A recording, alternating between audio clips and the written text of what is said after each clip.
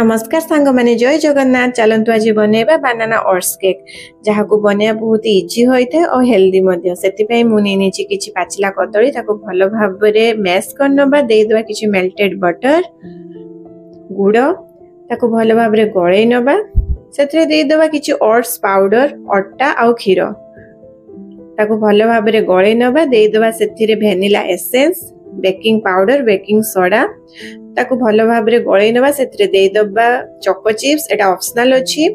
हमरो रेडी हे गला केक पई बैटर गोटे केक टिन नबा सेतरे बटर पेपर देइ बैटर टी को देइ दबा। मु गैस रे केक बनौछि सेते पई गोटे डिश नैछि ताको प्रथमे प्री हीट कर देबे तापरे केक रो बैटर टी को देबे मझिरे मझे ताको चेक करथबे।